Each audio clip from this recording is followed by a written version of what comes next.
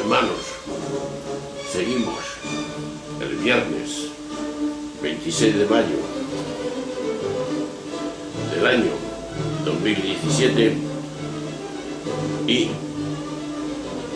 ciclo A de la liturgia de la Iglesia Católica. Sigue Juan en el capítulo 16 y el versículo 20 y 23 diciendo algo que parece que está claro si lo escuchamos bien. Parece claro que la vuelta de que habla el texto se refiere a la resurrección de Jesús, una experiencia transpersonal que vivieron algunos discípulos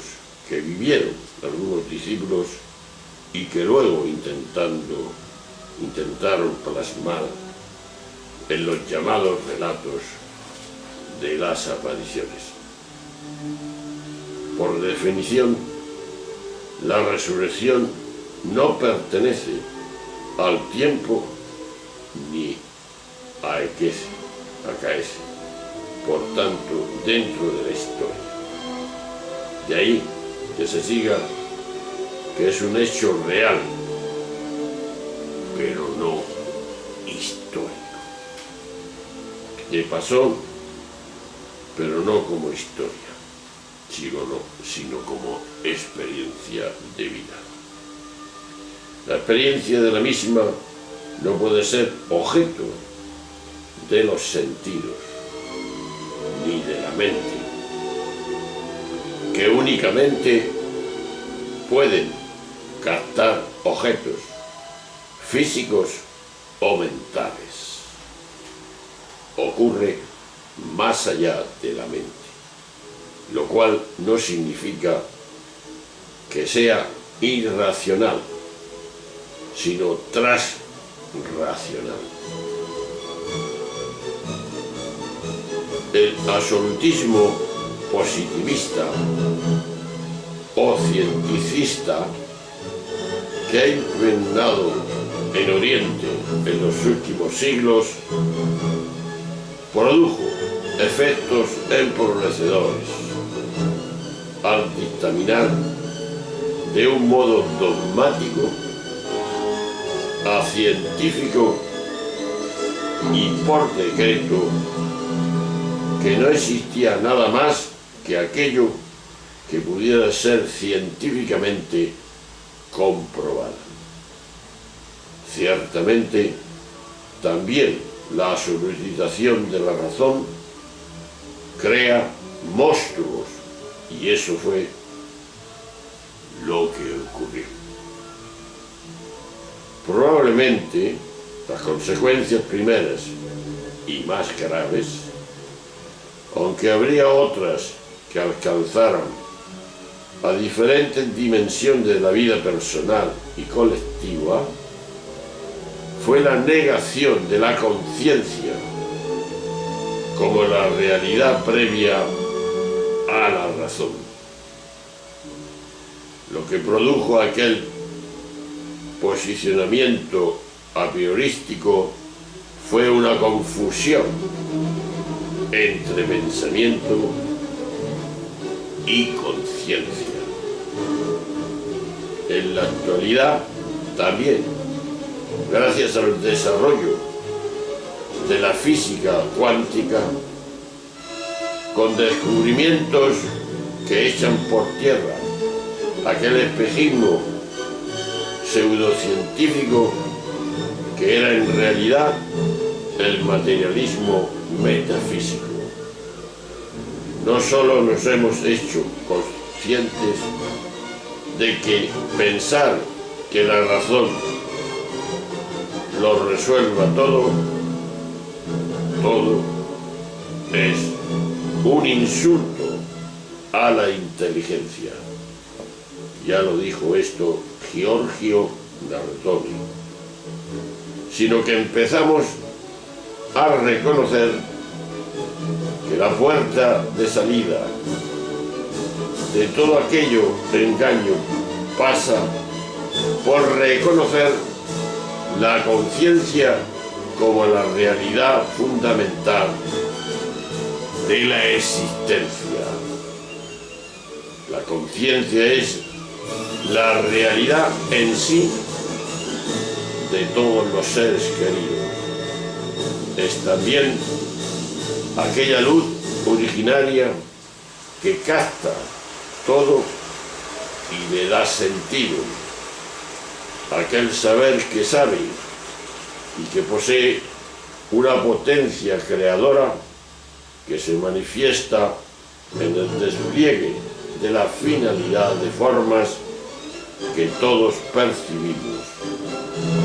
Y esto no es una inteligencia ni una creencia como lo era el dogmatismo o materialismo pseudocientífico, sino una realidad que cualquiera persona puede experimentar por sí mismo en cuanto acalla la mente.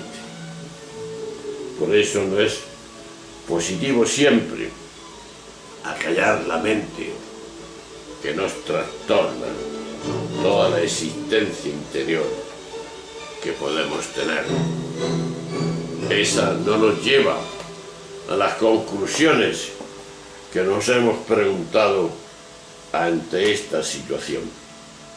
La pregunta es: ¿cómo veo la mente como la que define mi identidad o como una simple herramienta al servicio de lo que somos, de lo que soy cada uno de nosotros? Por eso, hermanos, la felicidad de vivir en el gozo de la vida es la aspiración más honda y más determinante que todo ser humano lleva inscrito en la sangre de sus sentimientos más queridos. Esta aspiración es tan fuerte que en ella se funda y a partir de ella se construye toda la estrategia del capital, la tecnología y el consumo. Como esto mismo se fundamenta también las crisis de las religiones en las sociedades avanzadas y en los países industrializados, porque está bien demostrado que la aspiración inmediata al bienestar material se ha revelado mucho más poderosa que las promesas sociales y religiosas que pueden hacer los políticos o los hombres de la religión. Esto lo afirmó Susan George. Por eso hay que tener en cuenta que las personas que tenemos creencias religiosas, y más en concreto los profesionales de la religión y la teología, nos imaginamos que nuestras explicaciones de lo que dice Dios y lo que quiere Dios son tan sólidas, tan fuertes, tan contundentes, que convencen a todo el mundo, cuando en realidad convencen a muy poca gente. Lo que determina la conducta de las personas es el poder seductor de lo que nos agrada, de lo que nos gratifica, de lo que nos atrae. Pero no nos damos cuenta de que nuestras teologías seducen cada día a menos gente. De ahí la gran pregunta que tenemos que hacernos: ¿cómo presentar la fe en Jesús de forma que atraiga y sea capaz de seducir a la gente, y sobre todo a las generaciones jóvenes que son el futuro de la humanidad. Por eso Jesús promete y asegura a los suyos que van a ser tan plenamente felices que nadie les quitará la alegría que eso reporta. Y conste que será una dicha tal que no necesitará ni explicación ni justificante. La lucha y empeño por hacer desaparecer el llanto o la sonrisa de un niño no necesita argumentos, se justifica por sí solo, porque el Dios que nos enseñó Jesús es así y no de otra forma. Pero tal es como en este mundo el logro de la felicidad exige, con demasiada frecuencia, pasar por dolores del parto, es decir, la felicidad se alcanza sufriendo. No porque Dios haya dispuesto así las cosas, ya que entonces Dios sería un sádico y un perverso. No se trata de eso. Se trata de que el mundo es como es. Los seres humanos somos también inhumanos. De ahí que la felicidad, que es igual a humanidad lograda, lleva en sí mismo el lastre de una auténtica agonía, de agot, lucha, certamen. Y en el corpus paulino, Pansi, la sociedad está organizada de manera para que en este mundo haya felicidad, y felicidad no solo para unos cuantos, sino para todos. Es necesario, por tanto, enfrentarse a los poderes del mal, que son los causantes de tanto sufrimiento. El proyecto de la felicidad es un proyecto agónico en el sentido explicado. Tenemos que luchar porque este sufrimiento desaparezca de la humanidad en que estamos, de pasar de una deshumanización a una humanización. Ese es el logro que tenemos que poner al mundo, saber que somos capaces, porque lo que hemos dicho antes, el Espíritu del Sur, el Espíritu Santo, nos fue enviado y penetrado a aquellos que no quisieron acoger en la incomunidad al Padre. El Espíritu siempre estará con nosotros y ha sido el que ha transformado a través de los profetas las denuncias más mayores que el mundo tuvo. Jesús de Nazaret venció a la muerte a través de la resurrección. Es posible ser feliz en esta vida para que esta vida continúe eternamente, pero sin sufrimiento.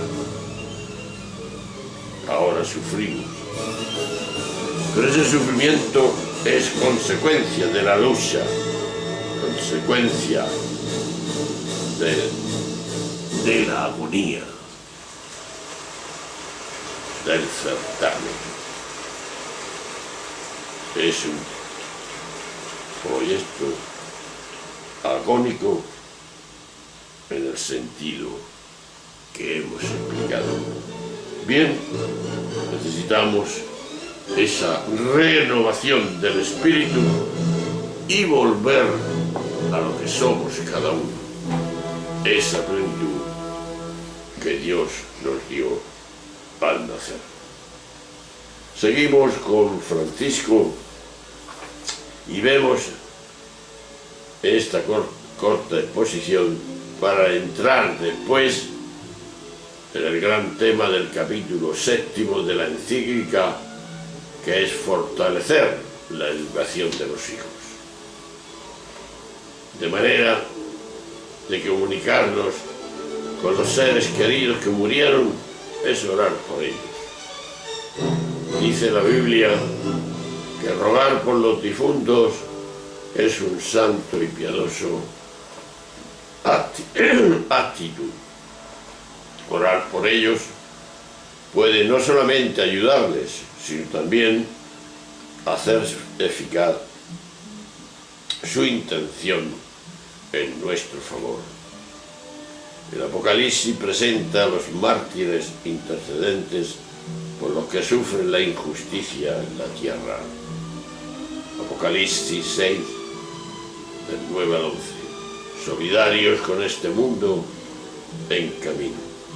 Algunos santos, antes de morir, consolaban a los seres queridos, prometiéndoles que estarían cerca ayudándoles. Santa Teresa de Lisieux sentía el deseo de seguir haciendo el bien del cielo.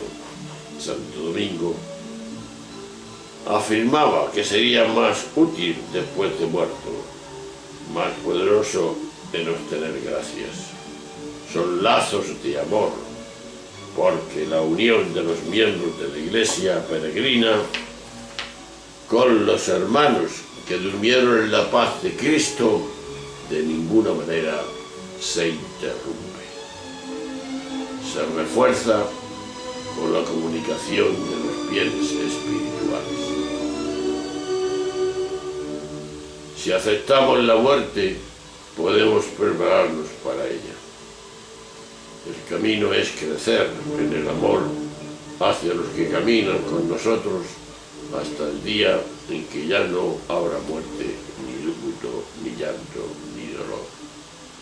La Apocalipsis 21:4. De ese modo también nos prepararemos para reencontrar a los seres queridos que murieron. Así como Jesús entregó el Hijo que había muerto a su madre, Lucas 7:15, lo mismo hará con nosotros. No desgastemos energías quedándonos años y años en el pasado. Mientras mejor vivamos esta tierra, más felicidad podremos compartir con los seres queridos en el cielo. Mientras más logremos madurar y crecer, más cosas lindas podremos llevarle para el banquete celestial. Pues ahí nos quedamos. Entraremos en el capítulo 7 para fortalecer la educación de los hijos. Pues bien, ahí tenemos, en esta dimensión que hemos visto, que el proyecto de la felicidad es un proyecto agónico en el sentido amplio de la palabra. Entraremos en la próxima sesión en el sábado de la semana sexta de la Pascua, con la pregunta que nos hemos hecho hace unos momentos: ¿cómo veo la mente? ¿Cómo la define mi identidad? ¿O como una simple herramienta al servicio de lo que soy cada uno?